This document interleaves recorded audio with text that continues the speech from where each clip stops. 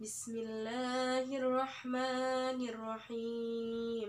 Hurrimat alaikumul maytatu waddam wa lahmul khinziri wa ma uhilla li ghairillahi bihi wal munkhaniqah والموقودة والمتردية والنطيحة وما أكل السبع إلا ما ذكيتم وما ذبح على النصب وأن تستقسموا بالأزلام ذلكم فسق اليوم يئس الذين كفروا من دينكم فلا تخشوهم واخشون اليوم أكملت لكم دينكم وأتممت عليكم نعمتي ورضيت لكم الإسلام دينا فمن اضطر في مخمصة غير متجانف لإثم فإن الله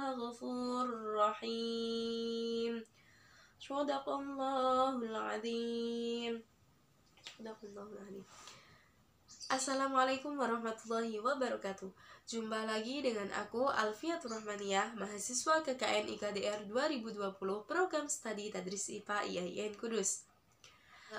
Dalam vlog kali ini aku akan membahas tentang ayat Al-Quran yang sudah saya lantunkan tadi, yaitu Quran Surat Al-Maidah ayat 3. Islam adalah agama yang mengatur kehidupan umatnya secara detail dan terperinci, termasuk dalam urusan makanan. Makanan adalah sumber energi yang dibutuhkan bagi manusia, tetapi tidak semua makanan baik dikonsumsi oleh tubuh manusia. Maka dari itu Islam mengatur apa saja makanan yang boleh dan tidak boleh dimakan atau haram dimakan. Allah Subhanahu wa Ta'ala telah menerangkan mengenai makanan yang halal dan haram secara jelas di dalam Al-Quran, yaitu salah satunya dalam Quran Surat Al-Maidah ayat 3 yang sudah saya lantunkan di awal tadi. Surat Al-Maidah ayat 3 tadi memiliki arti dengan menyebut nama Allah yang Maha Pemurah lagi Maha Penyayang. Diharamkan bagimu memakan bangkai, darah, daging babi, dan daging hewan yang disembelih bukan atas nama Allah, yang tercekik, yang dipukul, yang jatuh, yang ditanduk, dan yang diterkam binatang buas, kecuali yang sempat kamu sembelih. Dan diharamkan pula yang disembelih untuk berhala. Dan diharamkan pula mengundi nasib dengan azlam atau anak panah. Karena itu semua perbuatan fasik. Pada hari ini, orang-orang kafir telah putus asa untuk mengalahkan agamamu. Sebab itu, janganlah kamu takut kepada mereka, tetapi takutlah kepadaku. Pada hari ini, telah aku sempurnakan agamamu untukmu, dan telah aku cukupkan nikmatku bagimu, dan telah aku ridhoi sebagai agamamu. Tetapi barang siapa terpaksa karena lapar, bukan karena ingin berbuat dosa, maka sungguh Allah Maha Mengampun dan Maha Penyayang. Makanan yang haram dimakan menurut syariat Islam pasti memiliki madarat atau dampak buruk bagi tubuh manusia. Dalam Quran Surat Al-Maidah ayat 3 tadi menjelaskan beberapa makanan yang diharamkan Islam, yaitu bangkai, darah, dan daging babi.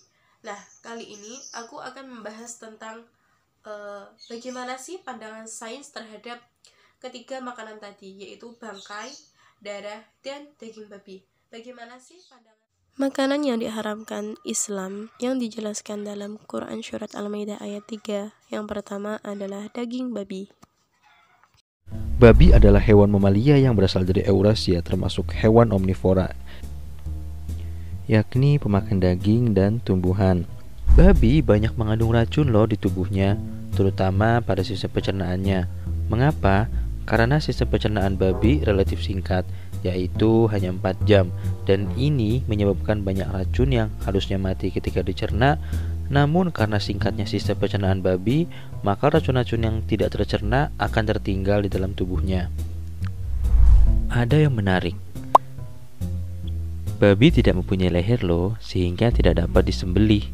Ada beberapa penyakit yang didatangkan dari babi jika seseorang mengkonsumsi daging tersebut.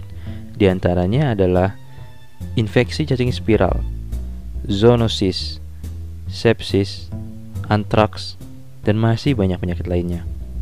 Lalu kalau begitu kenapa babi diciptakan tapi nggak boleh dimakan? Memangnya fungsi babi di kehidupan ini hanya untuk dimakan? Tidak kan? Iya, memang di dalam Islam babi diharamkan. Namun Islam juga memberikan solusi kok atas keharaman tersebut, seperti adanya sapi, adanya kambing, dan adanya hewan-hewan lainnya yang dihalalkan oleh Allah Subhanahu wa taala. Sudah jelas diterangkan di dalam Al-Quran bahwa daging babi itu haram untuk dimakan, yaitu dalam surat Al-Maidah ayat 3 dan surat Al-Baqarah ayat 173. Sains mengatakan bahwa daging babi selain mengandung sulfur juga mengandung banyak cacing yang sangat berbahaya bagi tubuh. Salah satu cacingnya yaitu jika cacing spiral masuk ke dalam jaringan otot rahang, lidah, leher, tenggorokan, dan dada, cacing itu dapat menyebabkan kelumpuhan pada otak gerak, bahkan bisa menyebabkan kematian. Selain itu, daging babi juga mengandung lemak yang tinggi dan zat-zat beracun. Lemak yang ada di dalam daging babi jika dikonsumsi manusia dan masuk ke dalam peredaran darah akan menyebabkan penggeseran pembuluh nadi dan meningkatkan tekanan darah serta menyebabkan serangan jantung. Makanan yang diharamkan Islam yang kedua yaitu bangkai.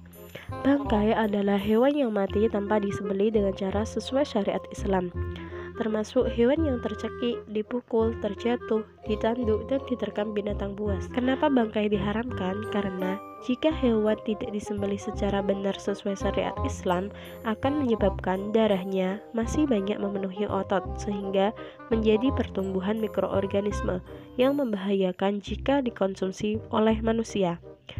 Ketika hewannya masih hidup disembelih, maka hewan mengeluarkan darah secara sempurna. Namun, ketika sudah mati dan menjadi bangkai, darah tidak bisa keluar dengan sempurna karena jantung sudah berhenti. Darah menjadi beku dan terkumpul dalam otot. Inilah yang menyebabkan bangkai menjadi makanan yang diharamkan menurut syariat Islam. Makanan ketika yang diharamkan Islam yang sudah dijelaskan dalam Quran surat Al-Maidah ayat 3 tadi yaitu darah. Darah beku biasanya dijual di pasar tradisional yang disebut dengan marus. Mereka menjual darah mentah maupun yang sudah digoreng. Dalam ajaran Islam, darah termasuk benda haram dan najis. Analisis kimia menunjukkan bahwa salah satu kandungan pada darah adalah asam urat atau uric acid yang tinggi. Asam urat merupakan senyawa berbahaya bagi tubuh. Selain itu, darah juga memiliki kandungan zat besi. Kandungan zat besi inilah yang menjadi salah satu alasan darah berbahaya dikonsumsi. Kandungan zat besi yang berlebihan dalam tubuh dapat menyebabkan hemochromatosis. Hemochromatosis merupakan kelainan klinis akibat kelebihan jumlah keseluruhan zat besi dan kegagalan fungsi organ akibat keracunan zat besi. Thanks for watching, sampai ketemu di next video. Sekian video dari saya, semoga bermanfaat.